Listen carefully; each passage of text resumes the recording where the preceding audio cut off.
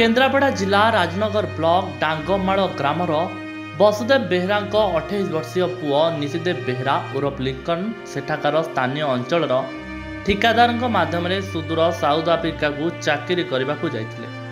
किंतु हठात परिवार को खबर आसिला विदेश में पुओ आत्महत्या कर मृत्युवरण कर।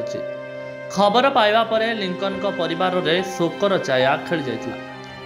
विदेशरू पुअर मृतदेह आनिबा सहित मृत्युर सत्यासत्य तदंत करने परिवार लोके जिलापाल को आकुल निवेदन करथिले।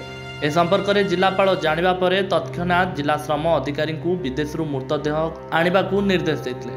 एमिति एक अभावनीय घटना संपर्क में जानिबा परे पाखरे पहुंचीथिले राष्ट्रीय समाजसेवी महिला परिषदर राज्य अध्यक्षा श्रीमती पद्मावती देहुरी।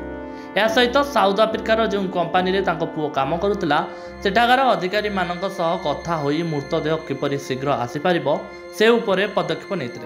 शेष में सुदूर साउथ आफ्रिकार मृतदेहटी चेन्नई में पहुंचीला और 25 तारिख दिन राति पैतृक ग्राम राजनगर डंगमाल में पहुंचीला। शव को देखापी ग्रामवासी भीड़ बढ़ा सहित ग्राम में शोकाकूल परिस्थिति देखा जाइतिला। तेबे राष्ट्रीय समाजसेवी महिला परिषदर राज्य अध्यक्षा पद्मावती देहुरी एवं परिषदर सदस्या प्रभाती मल्लिक, झरणा मल्लिक, लिपि मल्लिक, मंजू मल्लिक प्रमुख शोक संतप्त परिवार पाखरे पहुंची सांत्वना देवा सह किछि खाद्य सामग्री देइतिले।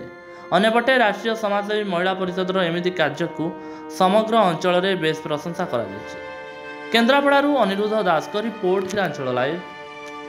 तेरे एभली किसी गुरुत्वपूर्ण खबर देखा चाहती आम चैनल को लाइक, सब्सक्राइब और शेयर करो।